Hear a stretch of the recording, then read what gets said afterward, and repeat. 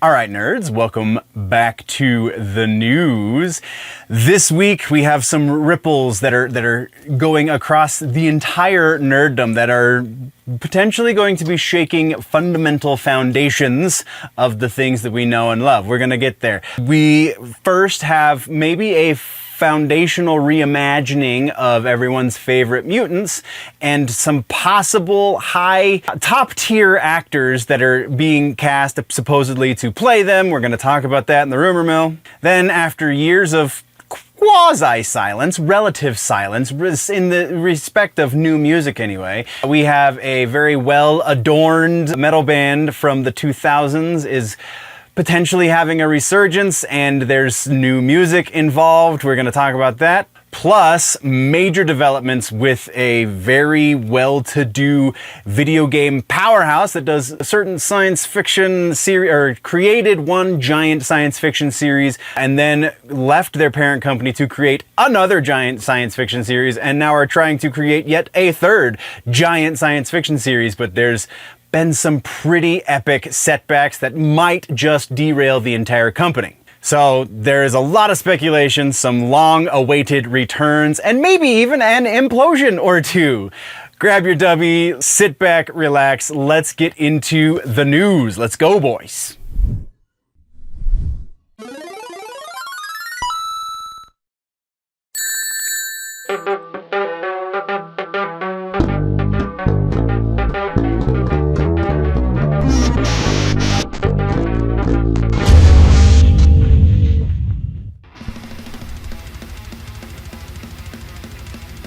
All right, nerds, some interesting things in music this week. We have that long-awaited mythical new music from a very particular early aughts metal band, masked, painted metal band, if you will, releasing some new music. We have current reigning champs of guttural vocals and symphonic blackened deathcore are teasing us also with some new music. And did one of modern rock's most solid institutions just randomly fire their drummer? We've got some stuff going on there as well, so this is the music section. Let's get into it. Follow-ups and corrections for the music section. We have one really awesome follow-up. Usually we have bad news when it comes to cancer updates and things, but this is a good one. This one comes from Sick of It All singer Lou Kohler is now officially cancer-free. So congratulations to old Lou. He can go back to making some of New York's finest hardcore music. That's all we got. That's just an awesome thing, and good news is always better than bad news, so let's stick with the good news, shall we? We do have some new music to talk about that has been announced and things going on and new records and stuff, so let's do this. First up is Chthonic, the Taiwanese crazy metal. I'm pretty sure they're from Taiwan. They have a new EP coming out called Megaportal 2425. Actually, it's out now. You can go pick it up if you so desire. It is a 5-song collection from the 2024 and 2025 Megaport festivals. Seems like an obvious choice with a name like that. Next up, this is the big one I think for, well, I don't know, this is arguable, but this is the one that I'm the most happy about for the new music section, and that is an update from Mudvayne. We officially now know that they are working on new music because Chad Gray told us so. No idea when it is going to be released, when it will be finished. It sounds like they are currently in the writing stage. They may or may not have been in the writing stage for some time. They're just now officially announcing it, but either way, they are now officially announcing it, so expect new Mudvayne music in the not too distant future. And then our final piece in the new music section has to do with Lorna Shore. There were some teases last week. We didn't talk about it in the news because it was just, it could be a new record, it could be a new video. We didn't know exactly, and I didn't really want to waste the time because last week's music section was gigantic. So this week we now have an official announcement that those billboards that they were putting up all over their home state of New Jersey that said, "I feel the Everblack festering within me." We now know that is the title of their next record. It will be out on September 12th through Century Media. The lead single, Oblivion, is out now. I am hoping, because it's only been out for a few days at this point, hoping to get around to doing an actual reaction to that song, so we will not be talking about it in this week's That Just Happened episode. However, If we don't get to it this week for reactions, then we will put it in That Just Happened next week. So that is where we're at with that. Continuing on into tours and festivals, we have the first one in this section is Jerry Cantrell has announced an August-September tour in support of his most recent record, I Want Blood. It's a solo album. It starts August 16th, run in San Diego, runs through September 14th in Kansas City. I couldn't find a link because I don't think tickets are fully on sale just yet, so go check out the website and things if you are interested in that. Also, no announcement on who is going to be supporting Old Jerry, so there's that. Continuing on in this section, Ice Nine Kills has announced they are going on tour with Dayseeker, Kim Dracula, and Funeral Portrait. However, the tour is going to end on their Silver Scream Con, which they do every year. It is going to end in Milwaukee, and where is it? August 10th. Nope, that's when the tour starts. Good Lord, where is it?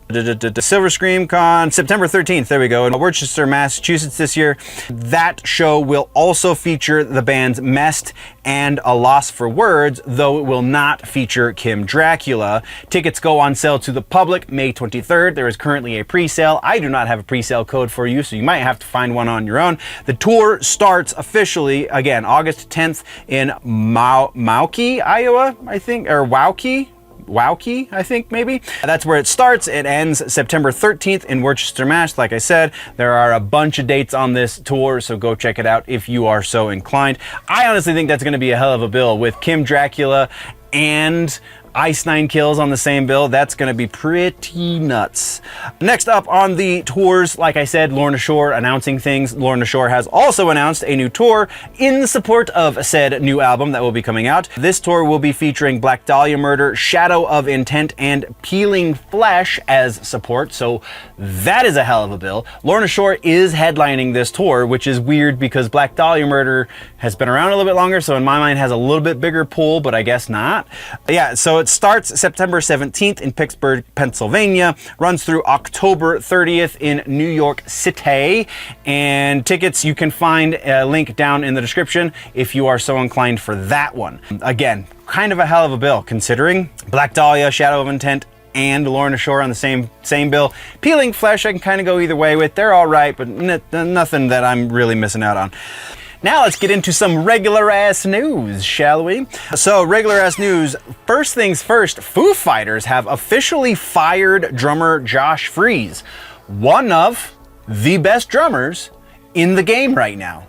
This is so weird because they did not give an official statement to the media as to why they were parting ways with Josh. They didn't even tell Mr. Freese himself why he was fired. They just told him in an email, hey man, we're going in a different direction. And that was it. Granted, he's not an original member of the band. He's the one who took over when, oh, and I'm gonna brain fart their drummer's name, and I'm sorry because I really dig the cat, but ADD is a thing. Yeah, so he took over when their drummer passed away a few years ago, and he's been the guy ever since. So I feel like there's an explanation owed to some degree, though I can't say, I can't force these things to happen. So that's kind of where that is. There's really nothing more to it because nobody is talking about it. Next up, though, is a super interesting piece of regular ass news, and this has to do with the band Black Flag. Now, I'm not going to give you the whole history on the band Black Flag because that would take an entire hour-and-a-half long video in and of itself. If you're really curious, you can go listen to Henry Rollins talk because he likes to talk about the history of Black Flag because he was the singer of Black Flag for some time. But this is a new iteration of the band Black Flag. So Greg Ginn is the official owner of the name Black Flag for a band, as was made evident by the lawsuit a few years back when a couple original members tried to just tour under the name Flag while still using a similar logo to Black Flag's, the broken flag thing.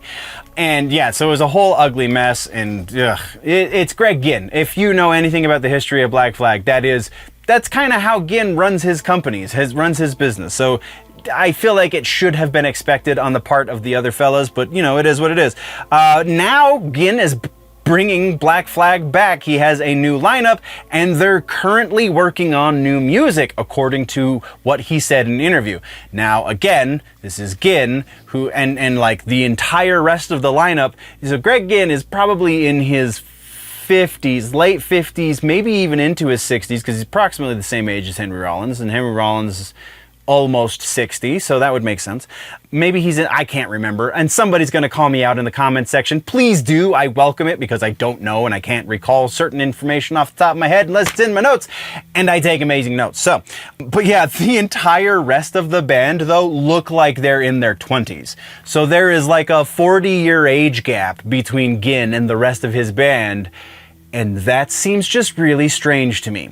I mean, also some exciting new live shows, according to Ginn. They're going to be going out on tour. I saw something in France that had their name on it that also has like Judas Priest and Immortal Disfigurement and a couple other like totally random ass bands. So sure, okay, Black Flag is making new music.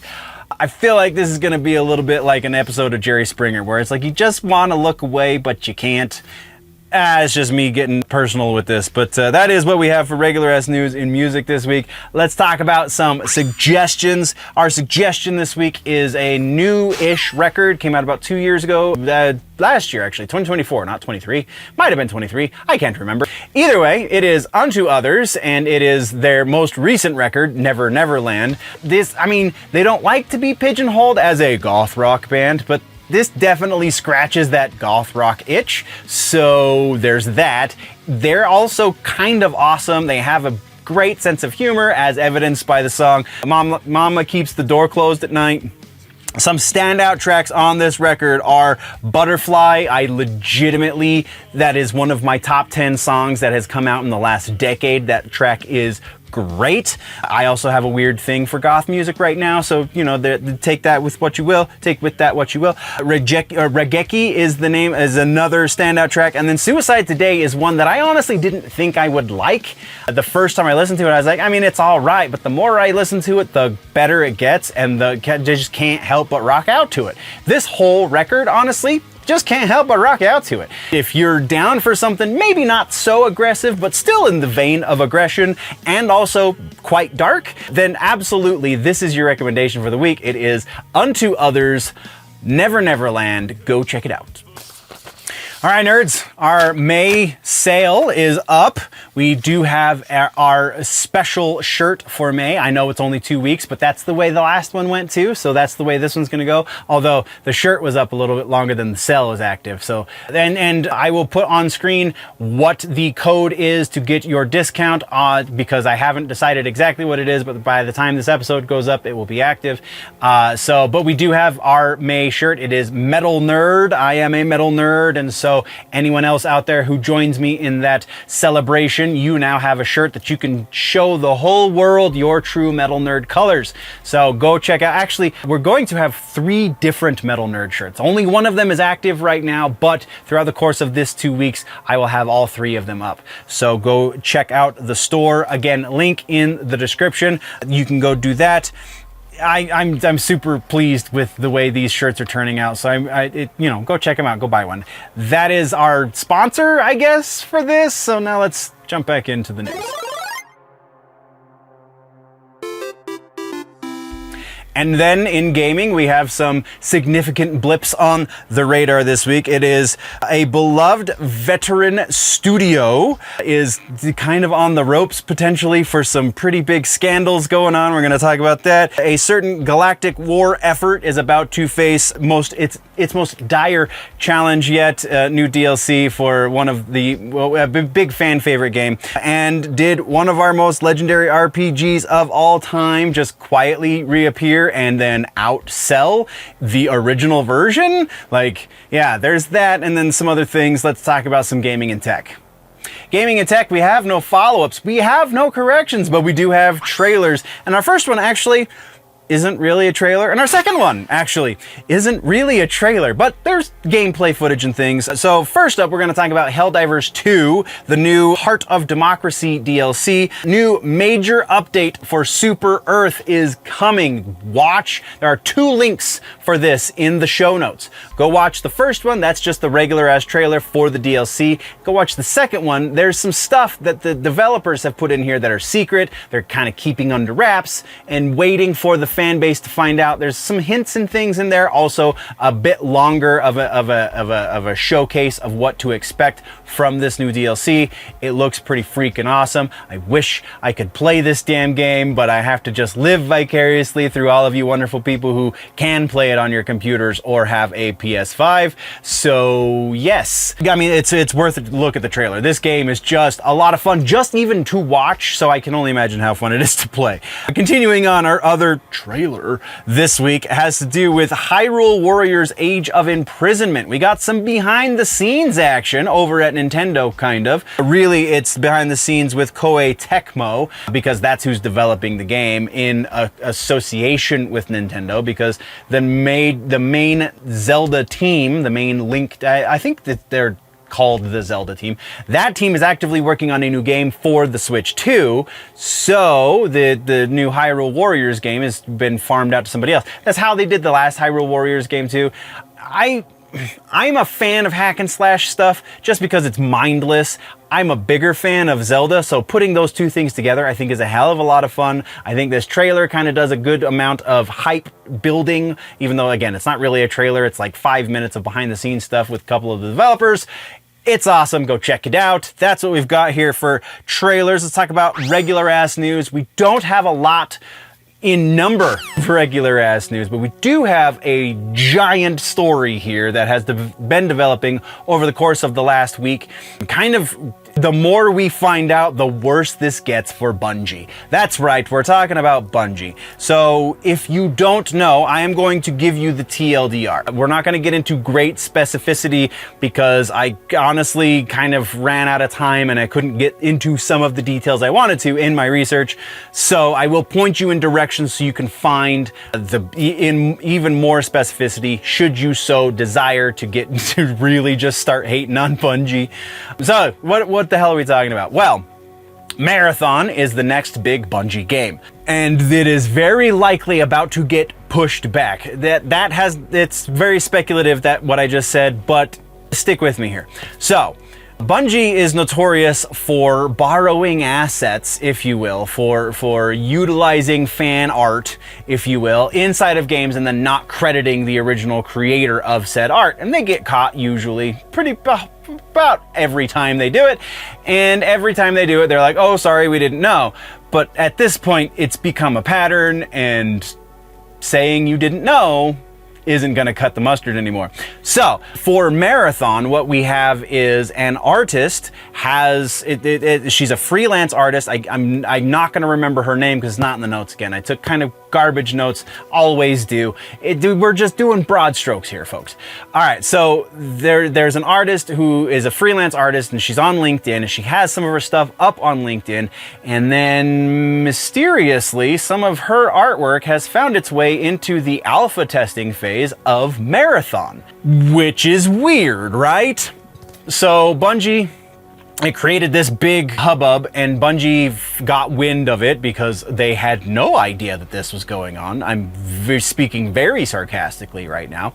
So they made a formal announcement saying that, well, the guy who did that, the one person who was responsible for that art finding its way into our game very predominantly, so much so that the argument could be made that the entire art direction is almost based on some of the pieces of work from this freelance artist who is not getting paid and not getting credited for her work in this video game. So again, Bungie came out and said, hey, we figured out who it was, we fired the guy, it's okay. But it gets a little stickier than that. So they were supposed to do a live stream that showed some new multiplayer stuff, the evolution since the alpha ended, because the alpha has ended, and that didn't really happen. They did the live stream. The live stream was full of bugs, was full of developers who really looked like they were super happy to be there. Again, sarcasm. and just falling apart at the wheels, man. There have been now reports that there is rampant developer morale sag. I don't know how to say it. The morale is very much down at Bungie amongst the everyday workers and is just kind of going all over the place. The other reason why this gets sticky as it pertains to the copyright infringement is because the art director of the entire studio, that dude's been following this artist since 2017. That looks a little bad because it wasn't the guy you fired, if that's the case. It obviously means that this went through a number of hands and very likely originated at the art director's desk, at his fingertips even, because he's been following this artist for some time. So why was it this guy that got fired when it was that guy who's signing the directives? I guess he's not signing the checks, but he's the one who's sending people out to do the thing. So yeah, that's what's going down. So it sounds like because there was no game footage at the live stream last week, and it was definitely a shit show, to borrow a phrase, it seems that there is a lot of turmoil behind the scenes at Bungie, so everybody is kind of expecting a bit of a delay on the next stage of development for Marathon. And on top of that, we now have a bunch of fans also apparently canceling their pre-orders of Marathon based on this scandal, rightfully so. So that's kind of where that sits. If something major happens between now and next week, we'll be talking about it. Otherwise, we're going to keep tabs moving forward. And that's where we're at with the regular ass news this week. Let's talk about our suggestion for the week. Suggestion for the week. Everybody got this one. I can play it on my Xbox. It's super awesome. Elder Scrolls Oblivion is the remaster is out and it's huge. And I never finished. I never played. Like, I played bits and pieces of Oblivion before, but I never finished it. I never spent any significant time on it when it was out on the OG Xbox generation. So now that it's gotten its what is it, the superficial upgrade for the current generation consoles, I'm definitely going to be playing it, and you should too, just because one of the greatest RPGs of all time just got a massive upgrade, though the underlying structure of the underlying code is still the same. So all of the mods that you had back in the day for your Oblivion work on the current iteration of Oblivion. So that's also reason enough to play it, isn't it? That's your suggestion for the week for Gaming and Tech. Oblivion, the remastered version on current generation consoles. And then we're into comic books and books. We have some stuff this week. Everyone's second favorite web-slinging superhero is about to get, because it's not the one we've been talking about, it's a different one, getting a new book this week. We also have our favorite, the infrastructure rather, of all of the comic books and how we get them, how they're distributed is going through a bit of a shakeup. And then Asgard's mightiest hero is restarting, it would seem. That and a little bit more this week in comics and books. All right, comic books and books. We do have follow-ups and corrections. Follow-up is really just one follow-up. It's the DC Go app. They're announcing new books. They're announcing quite a few new books, and then also renewing a couple of older books from the first round of test subjects, if you will. So new books that are associated going forward. There are 6 new titles, and I'm going to go over the title and the artist in order-ish. So we have Warriors and A Wee Wonder by Stephanie Williams, Jane Pika, and Emily Pearson. Aquaman, Yo-Ho, Hold On To Your Hook by Josh Trujillo, Nikki Lalepi, Andrew Dreon, and Bradley Clayton. John Kent, This Internship Is My Kryptonite by Sam Camp, Damon Hampton, Saraji, and CM Cameron. Taste of Justice by Andrew Aiden, Dominique Stanton, Aneki, and Nick Filardi. My Little Warlord by Nina G, maybe, Maiden Mirham, I think, and Chi Ngo. And then finally, Magical Mysteries of Shazam by Steve Orlando and Giopota. Seems like a lot of really narrative-driven nonsense that we've all been trying to avoid, which is why them putting it into the digital side of things makes a little bit more sense, because the people who want such things don't actually read comics. So maybe if they put it in a digital format, they'll actually read it, I think is the hope. Judging by the synopses of these new stories, it just feels like, and John Kent, really? We're still going with gay Superboy? Really? I mean, okay, I guess, have fun, but nobody's gonna read this. Nobody's going to read, anyway. The books that are returning to the DC Go, if you are so inclined, we have Harley Quinn in Paradise and Nothing But Nightwing. All of these are like light-hearted, very easy reading kind of stuff, very just a comic strip-y, like Sunday morning comics, that kind of stuff. It seems like they're all fairly short, very chunky in their art style, so really easy to see on a small screen, and probably going to be hot garbage, not gonna lie. But that's just my opinion. Maybe I'm an asshole. Probably I'm an asshole. But that's all we have for follow-ups and corrections. Let's talk now about some regular ass news. We do have one big piece. Well, I take that back. We have 3 pieces of regular ass news. I'm just illiterate. First up, we have Spider-Gwen. So it's not bad enough that they're screwing up Spider-Man in the 616. That's, you know, sure, that one of the biggest superheroes of all time, one of the most easily recognizable superheroes of all time. Let's just screw around with his backstory and his love life, and let's do the things that nobody cares about and nobody wants to read. They're doing that. But also, they have no idea what to do with Gwen Stacy from the alternate universe, the what-if scenario that she was born from. We now have a new Spider-Gwen book that is finding its way onto shelves as of August 20th. It is being written by Stephanie Phillips, art from Paolo Vianelli. This straight up proof that Marvel has no idea what to do. They have put her through 6 different quasi-iterations over the course of the last year or so, a couple years I say, and none of them have stuck, so they're just reintroducing her into the 616. See what happens. Sure. Whatever. All right, moving on. Next up is the big piece about Diamond Distributors. So Diamond Distributors is getting broken up and purchased. They have been acquired by Universal Distribution LLC and Ad Populum. So there was a lot in here, and I had to really condense this. So I'm going to read. I apologize, I'm not going to make eye contact for a moment, but I have to read this because it still gets a little twirly in my head if I'm not reading the words. So here we go. All right, so Diamond Comic Distributors has been acquired by Universal Ad Populum, UAP, a newly formed entity under its existing parent company, Gepi Family Enterprises.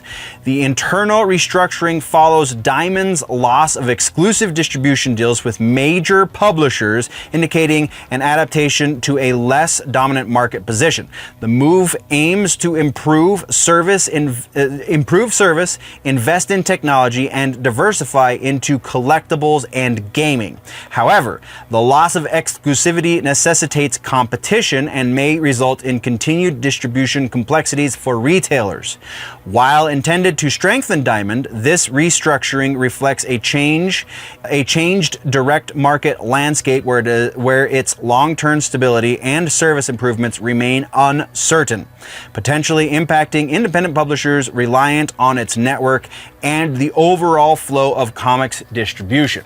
So this breaks down to Diamond lost a lot of money because they lost a lot of contracts. So they're restructuring, they're diversifying their options, but also that restructuring is going to make it harder on comic book shops to get the comics that they want to sell, and also smaller publishers, independent publishers who want to distribute to as many shops as possible. So it could work out in the end. It does not sound like it's going to, because it never works out for the little guy. So if anything major happens here, we'll be keeping tabs, but it's going to be it's going to be a long time before we see the effects of this, the actual effects of this on the industry. So it's huge. It's going to change the way we get our books. and there's nothing really we can do about it. So that's kind of where we're at. Let's move on to our other new book that was announced this week, and that is a new Thor. This is... Where is, I think it's just God of Thunder. Yeah, it's just Thor even. It's Thor. So there is a new book, art from Pasquale Ferry, and it is being written by Al Ewing. And it sounds like they're rebooting Thor. The little tease synopsis thing that they provide in the solicits says as follows: the Norse myths tell of gods who walked the earth doing great deeds for the mortals who believed in them. But Asgard isn't real and never was. The gods never soared in our skies, never stood with our heroes, never fought for kindness or justice. It was just a story.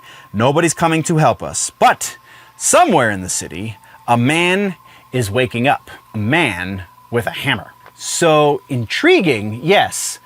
Necessary to reboot Thor? That feels really weird. It's current Marvel though, so your guess is as good as mine as to what the hell they're thinking. It's a new book. We'll give it a first issue thumb through at the comic shop and probably never pick it up again. That's kind of how these things go, right? So that is what we have for regular ass news. Let's talk about suggestions. Oh no, that's right. Suggestion for the week. Suggestion for the week is an oldie but a goodie, and honestly one that has kind of become more and more true in modern society as modern society continues to evolve. This just seems like an impending future. The name of the book is The Diamond Age, or A Young Lady's Illustrated Primer. The author is Neil Stephenson. It is a cyberpunk classic, or post-cyberpunk, I guess you could technically say.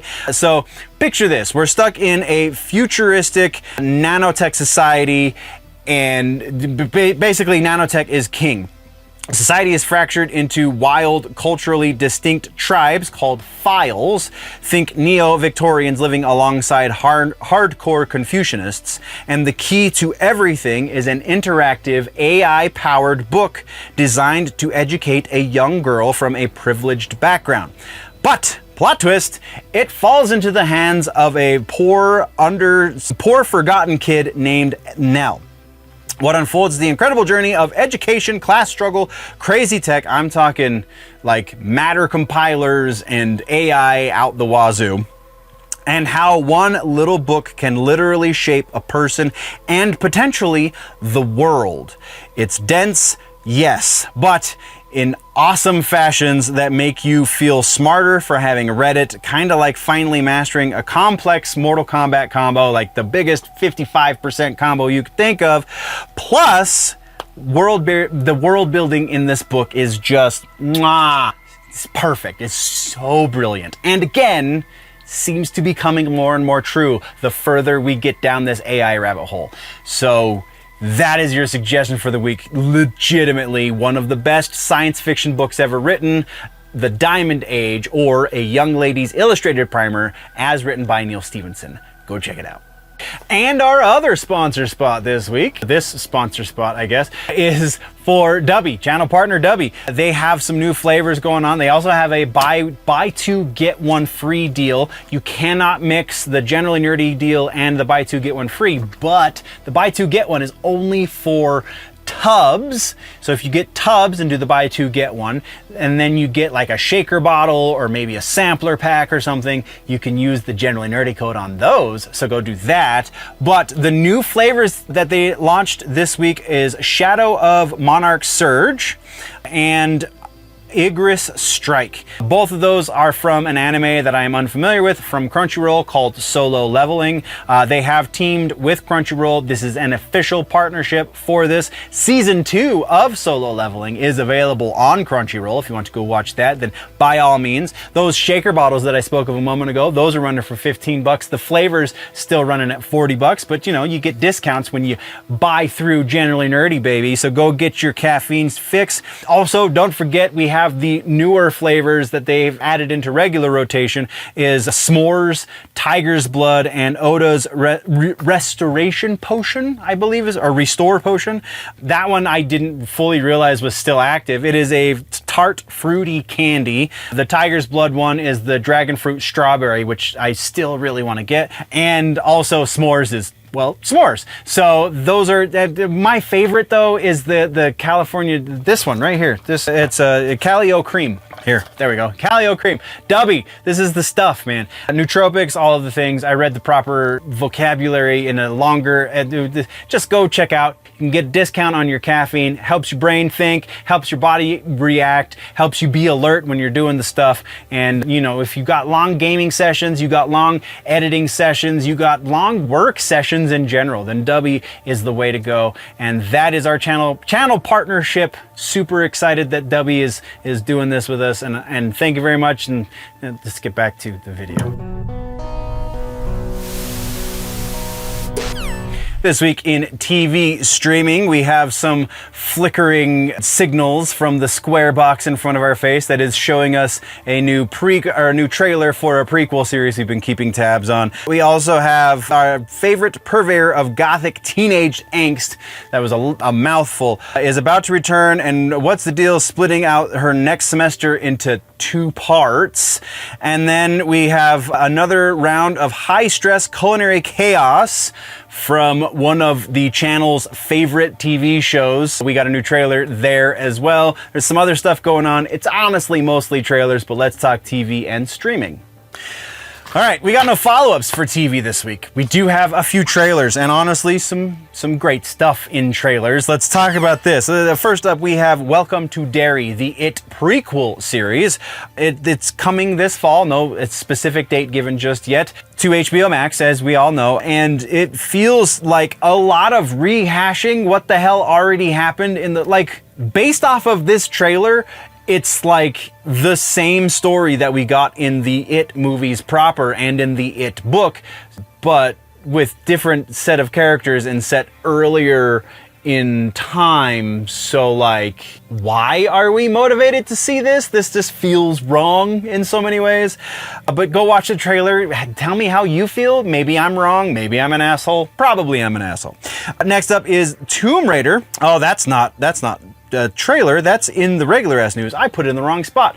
Skip Tomb Raider, we'll be right back for that. But next up is The Bear. Season 4 just got a trailer, and if you weren't intrigued by the fact that they still haven't finished this damn story, this should definitely kick you in the ass and say, maybe you should catch up with this fantastic freaking show. As somebody who has spent 20 plus years in the food service industry, in various levels of the food service industry, this is great, it's amazing, and Jeremy Allen White is a win. So go check out this trailer. And then our other trailer, again, is not really a trailer. It's kind of behind the scenes and stuff. But Wednesday, season 2, we just got kind of a gag, not really gag reel, behind the scenes, a little bit of action from season 2. It's a hefty one. It's not the regular like 2-minute trailer. It's a couple minutes long. The season 2 part 1 will air August 6th. Will go live, I guess, August 6th. Part 2 will be on September 3rd. So they're approximately a month apart. It's pretty interesting little sneak peek. If you dug season 1, this does a good deal of hype building for season 2, so go check that out. Though again, still don't feel like Luis Guzman is a great Gomez. I love Luis, just not as Gomez. Anyway, regular ass news, we have, we've been on this high this whole episode, and we're doing these fun things, we're talking about all this stuff that's meaningful and great and deep, and then we get to the movie news, or the TV news rather, and we gotta talk about a passing. So the actor George Wendt, you might not know that name, but you definitely know his face because he was around in the sitcoms in the 80s and 90s. You probably know him most from Cheers, Norm. Norm has passed. Some of my earliest, fondest memories of childhood are of watching Cheers with my dad. And this one hits a little different because of that. Just because like he's done a slew of different things. He was in MASH, he's done movies and so on and so forth, but like the Cheers thing is what really hits home on that one. So we're gonna take a minute and we're gonna remember the actor George Wendt. Cheers is filmed before a live studio audience. Good afternoon, everybody. Oh, Norm! How's life treating you, Norm? He caught me in bed with his wife. Listen, promise you'll hold me to one beer tonight, okay? One at a time? For the whole night. Norman? What's up, Norm? My nipples. It's freezing out there.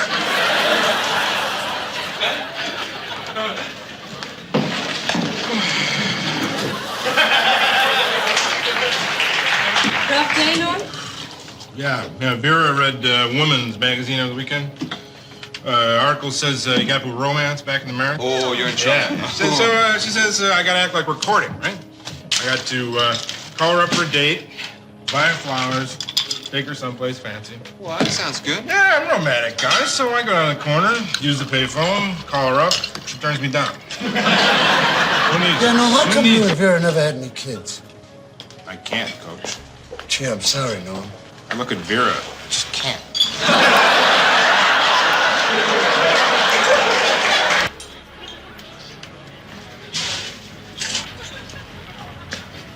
What are you looking at, endomorph?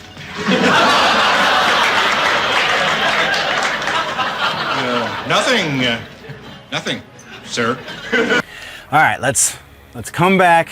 Bad times are over. We have a piece from Pluto TV, the free streaming app. I try and push Pluto and Tubi a lot. It did Freevee as well, just because, like, money sucks, man. And so if I can get it for free, let's get it for free. Well, Pluto has announced the Annie May celebration. I know I'm a little late to the game on this one, but I don't know how I missed this in last week's episode. I did somehow. Either way, here we are now. Let's talk about it. So all month long, they're going to be celebrating animated anime, just anime in general. Very specifically on two of their channels, one of them being Anime High Dive, and the other one, where did it go? The other one being, and Anime All Day is the other channel. So these two channels are going to be providing over 800 hours of programming featuring over 120 movies on the Pluto platform, all for free. Specifically on the Anime High Dive channel, they're going to be doing marathons of great series. The one that just ended was the Hunter x Hunter series. That went until the 26th. Oh no, I'm sorry, that went until just the other day. Just like 2 days ago is when that ended. Currently, they're marathoning Speed Racer, the OG Speed Racer. I think even the MTV version of Speed Racer will be finding its way up there because that's a long time. 6 days to be marathoning the original series. And then Death Note, the OG Death Note series will be marathoning May 26th through the 31st. And then again, they're going to be featuring movies on both of those channels throughout the course of the month. Did not really find a proper list of those movies, so if you want to follow the link in the description, I think some of them are there, though a more complete list is going to be a little bit difficult to find because people don't watch Pluto as much as they should, so they don't really keep up with that kind of stuff in press announcements. It sucks, but it is the way it is until we change it because we have the power. Anyway, that is what we have for regular ass news. Let's talk about our suggestion this week.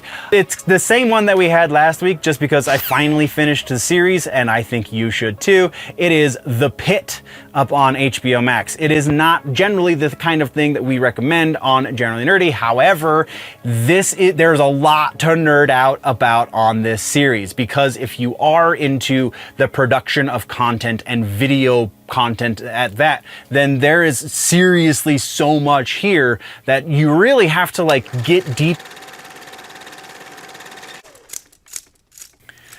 There is rumor in movies this week that we might be seeing, well, it's not even rumor, it's actually an update on everyone's favorite doomed deep sea city in the movies section, so there's that. Another update on another giant situation in the movies section. We actually have a script that is going to bring Gotham back to the big screen, and another trailer that is going to bring us some legendary Hunter action that is a little bit different than the last time they released a trailer for this one, so I don't know what it's doing for the hype level, but this is the movie section. Let's go.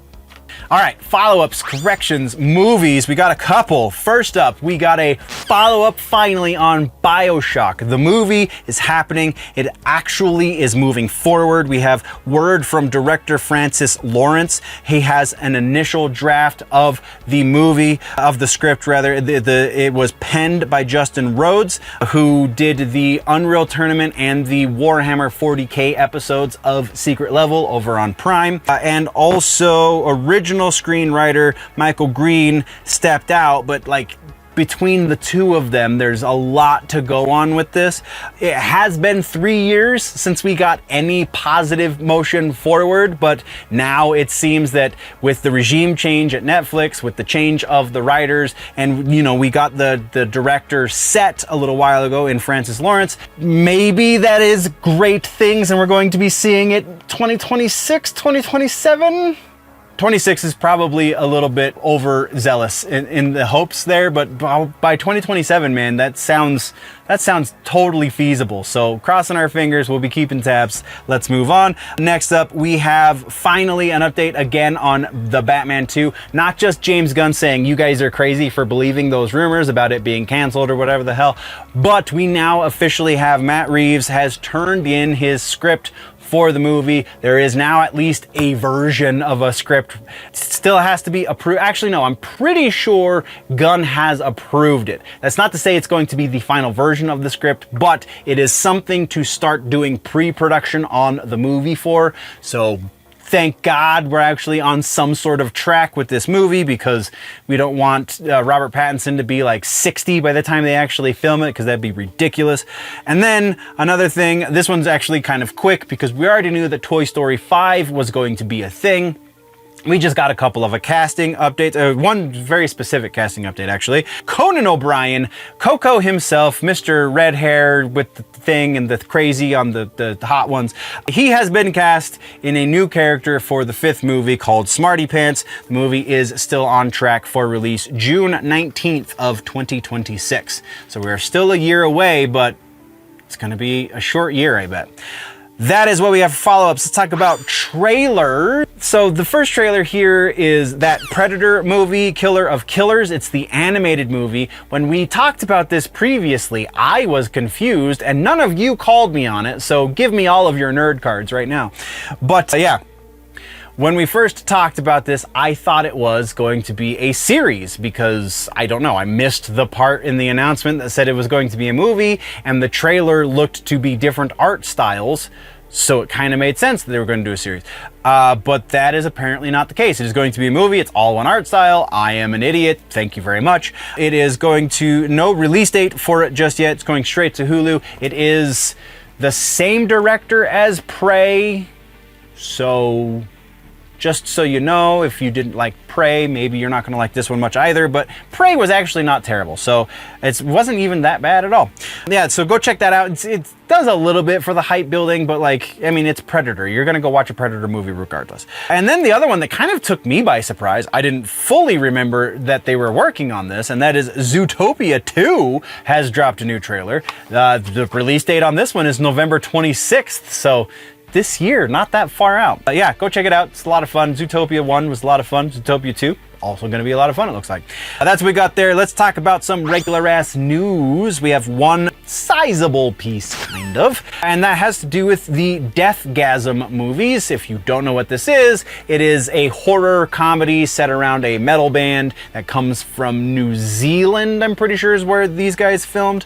It has now been announced that they are getting not just a prequel comic, but also a video game for this. Prequel comic is a prequel for the 2nd movie, which is set to come out, I believe, later this year.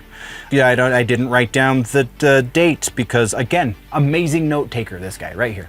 So yeah, it is set to release. I'm about 90% sure because Matt Heafy did the soundtrack for it, and he was talking about that like a year ago. It's been plenty of time for pre-production, and they're now announcing this stuff. So yeah, it seems to be adding up. So the prequel comic is going to be called Deathgasm 1.5 Director's Cut. It will bridge the gap between the movies because, of course, it will. And then the video game is just going to be called the Deathgasm, the video game. It's going to be a retro style 16-bit side scroller, kind of like you would expect, because we got the Jason Voorhees and the Michael Myers side scrollers. I don't think it's the same companies that's doing this, but all of these companies that are doing the comic book and the video game are all in association officially with Metalheads Inc., which is the director's production company. So he has an active say in the development of all of the things related to his movie. So if you're a fan of Deathgasm, I personally have yet to watch it, though it's on the list. And yeah, it's kind of cool, right? So Go check out the things. You can find a link to the Kickstarter for I think it's just the comic. I don't think they're doing the Kickstarter for the video game yet, though. All that information will be there. Go follow the link in the show notes. That is what we have for movies this week. Aside from our suggestion this week for movies, honestly, I'm just gonna go with this one because I just watched it. I've been debating whether or not what the hell we should suggest this week. Speaking of well done movies, speaking of nerdy professions, My Cousin Freaking Vinny is for free on Peacock right now. So if you have Peacock, I think you don't even have to have the subscription to Peacock. You can be on the free tier and still watch My Cousin Vinny. Don't hold me to that, but I think it's true. Just a freaking fantastic movie from the early 90s. Like, they came out in what, like 91 or so?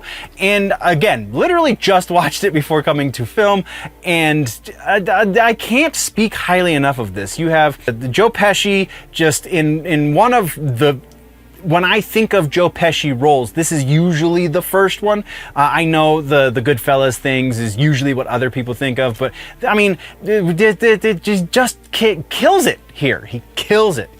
And we also have Ralph Macchio in one of his first roles ever, just fantastic also in this movie. And then Marissa Tomei, also just kind of awesome, like just comes in the nick of time and saves the day at the end of the, just so much fun. All of the lawyering, like you can go watch the lawyers react to these movies and so on and so forth. Every one of those things, one of those videos that I've watched, usually the lawyer's like, no, this is actually pretty good. They don't really screw much up here. This is pretty close to how we would do things. So yeah, it's just a lot of fun, a hell of a good time, and a very well done movie. So if you want to nerd out, there's plenty to nerd out about these performances. There's plenty to nerd out about the way the movie is directed. And you've got Herman freaking Munster sitting behind in the judge's robes, banging the gavel and stuff. So it's just nerdy all around. Go check out My Cousin Vinny over on Peacock. That is your movie suggestion for the week. Maybe. It's classified. And then the rumor mill has been a churnin'. There are definitely wild whispers this week, and they're getting around and getting loud, it would seem. First up, the biggest mutant franchise out there, going to make some very interesting changes. We have two opposing rumors about what exactly those changes are going to be. Keeping in the Marvel thing, the MCU just might be unloading a whole lot of stuff at Comic-Con this year, and we have some possible details as to what that might be. And then rounding out this little tease at the beginning, we have another Spider-Man thing to talk about, possible casting and also character announcement, if they are to be believed. This is the rumor mill, so grab your salt shakers and Dubby, but don't mix the two because that's gross, and let's get into it. Right, so new sources. We don't have any confirmations or refutations, but we do have new sources. First up, new source on old rumor. We have the return of the race swapping rumors for the X-Men. So new sources are now saying that Professor X and Magneto are going to be black in the upcoming mutant saga. This very likely means we're going to be ditching the concentration camp backstory for these two characters, should this be accurate. Also, it goes on to say that this very well could be what Denzel is talking about when he's talking about being cast in a Marvel movie. So we don't do percentages on news sources. We only do percentages on new rumors. So let's get into that. First up, we're going to be revisiting the whole X-Men thing, but we're not there yet. First up, we're talking about Spider-Man. We have one big, it's kind of two in one, but we're going to treat it as one. We have casting potential announcements, again, if the rumor mill is to be believed, in Steven Yeun and Sarah Snook. You'll recognize Sarah Snook. She was in Succession. She was the daughter. She was great. They have been cast as the villains, according to the rumors. Only one of them is potentially known, according to this particular rumor, in that Steven Yeun, is likely going to be playing Mr. Negative. I like Yun. He's great. He's Walking Dead. He's pretty awesome. Anyway, he's also invincible. Come on now. So that's interesting. No potential role has been announced for Sarah Snook. So on this one, honestly, this is a little bit hopeful because the source on this is got a really mediocre average for the last little while. So, but again, hopeful casting, I think we're going to go about 60%, and that's probably generous for the casting here. We will be able to confirm this when the movie gets announced. Anyway, next up, let's return to the MCU. We have two rumors here for the MCU. The first of which, it has to do with San Diego Comic-Con this year, and a new rumor source that has been kind of going crazy in the rumor mill is saying that at San Diego Comic-Con, Marvel is going to be announcing a couple of movies that people are very uncertain if they're actually going to exist, and those movies are fifth Thor movie, third Doctor Strange movie, as well as a third Avengers movie. Yes, I know, not third in the grand scheme of things, just third in the doomsday scheme of things. So they're going to be announcing that Secret Wars is actually going to be split into two movies. Something that kind of makes sense because the filming would add up. Marvel is really dumping a lot of money into this. There's going to be a whole ton of cameos in that movie. Like, it just freaking makes sense. But the thing that really shoots this rumor in the leg is the fifth Thor movie. Like, potentially we will be getting a third Doctor Strange movie, but are we really getting a fifth Thor? Really? I don't think, and that is the death blow. So I think it's going to be a generous 50%, but we're going to say 50% that these three movies are going to be announced at San Diego Comic-Con. The other two movies, Doctor Strange 3 and a third Avengers movie in this Doomsday Saga, that seems a little bit more likely. The most likely is the Doctor Strange situation. Fifth Thor movie, though, if it was just that, I'd put it at like 20%. It's not just that, though, so we're going to say 50% likely. All right, and then the other MCU rumor. This one's big, and it's going to lead to a speculation segment later, but Feige is reportedly looking to cast Daniel Day-Lewis, Bryan Cranston, Cynthia Erivo, and Patrick Schwarzenegger, I can say that last name, in new roles for the MCU. And then also the Cavill rumor has returned, but for the Wolverine. So Daniel Day-Lewis is reportedly being eyed for Magneto, Bryan Cranston for Professor X, Cynthia Erivo as Storm, and Patrick Schwarzenegger as Cyclops. So the rumor does go, a different rumor monger is who chimed in and elaborated on this because they heard something similar, but they heard a little bit more in that Feige is not actually looking to cast Daniel Day-Lewis and Bryan Cranston and these guys in these roles. He specifically is looking to cast those type of people. So that caliber of actor in these roles. I don't know if I would necessarily put Cynthia Erivo in the same category as Daniel freaking Day-Lewis, but that's kind of, he's putting it out into the universe, if you will, according to the second rumor monger. So it's not exactly that he wants these people in these roles, though I think in the case of Cynthia Erivo, she has said she wants that role. She's kind of an it actor right now, like kind of big in the scene, as it were, so that one probably is potentially likely. Same thing goes for Patrick Schwarzenegger. Like, he's kind of coming up because of the whole White Lotus thing and a couple other things that he's done recently. So, but the big question marks here are Daniel Day-Lewis and Bryan Cranston. We're going to talk about this honestly in just a minute, so I'm not going to ruin that. But the likelihood for these, because we know from the other rumor monger that this is not actually casting announcements, this is just telling people the direction they want to take these things. I'm going to say 30% likely that all of these actors have been cast or will be cast in these roles. That is what we have for new rumors. Let's get into the speculation, all right? So, speculative, it's not really speculation, I guess. It's more random thoughts about this direction that Feige is trying to take the MCU. I don't want Daniel Day-Lewis to play Magneto. I don't really want Bryan Cranston to play Professor X either. I don't think that Cranston is the guy that can bring... He's a great actor. I think Bryan Cranston is an amazing actor. And I also think that Daniel Day-Lewis, I can say that without marbles in my mouth, is one of the best actors of all time. But with that kind of notoriety comes an expectation for the projects that they take. Daniel Day-Lewis has retired, so like I really feel like we're very, very limited in the likelihood that he is going to be returning for a comic book movie. He'll return to act in his kids' movie. That's fine. That's expected. He's a proud parent and doing things to support his children. That's fine. But a Marvel movie, not bloody likely. Though, again, if we're going for that caliber of actor, not a lot of other actors fall into that category.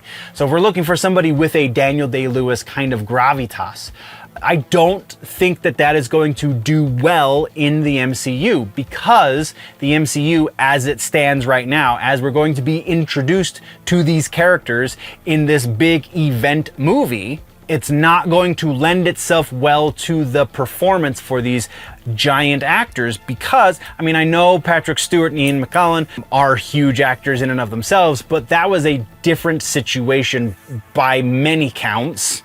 So we're just gonna, maybe we'll come back to that, but as it stands right now, that's kind of where that sits. That was a completely different situation. That was a much smaller scale. There was a lot more time to focus on the abilities of those actors. With the size and scope of the Marvel Cinematic Universe as it is, you do not have time for nuanced performances.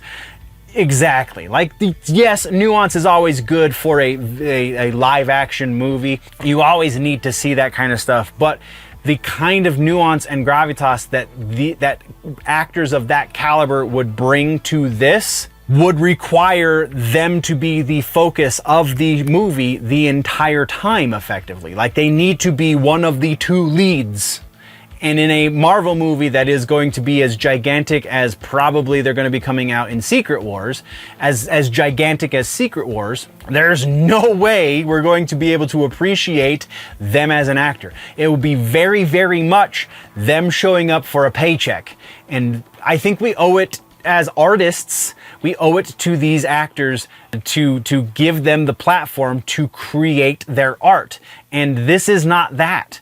I love Marvel movies. I think Marvel movies are great. I think it takes a certain kind of not necessarily world-class actor in order to fully appreciate the over-the-top nature of the Marvel Cinematic Universe. And I just don't think that we'd be doing the art form of cinema any sort of good deeds or any favors or anything like that if we bring somebody with the gravitas, the elevation of Daniel Day-Lewis. Bryan Cranston is a different situation. If we're going for, if we're using this as our metaphor, if we're using this as our theoretical, then Bryan Cranston is, I think it's just not, like, I think Cranston could do, maybe, probably not even Magneto.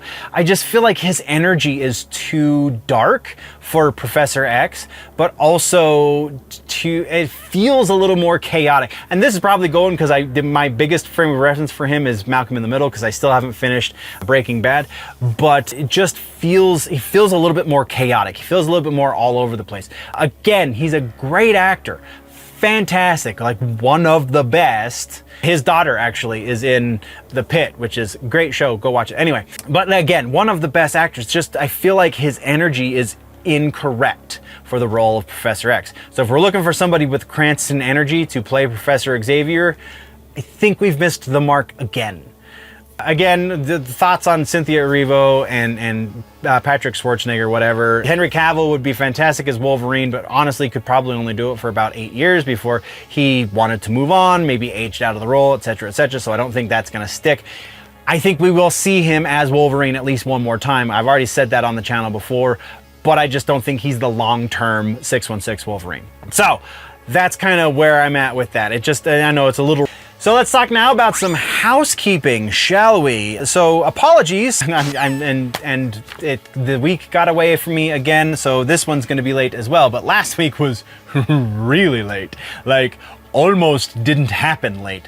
So yeah, there was legitimately issues that I forgot were going to be happening because we hadn't been talking about them, and that just happened. We didn't have to direct that direction, didn't go that direction. Yeah, whatever. So apologies. That was just a thing. But as it stands right now, nothing else crazy for the next couple of weeks, and that one I have verified because there's stuff going on at the day job that is going to forbid me from going anywhere or doing anything for at least the next week and a half or so. So that's kind of where we're sitting with that.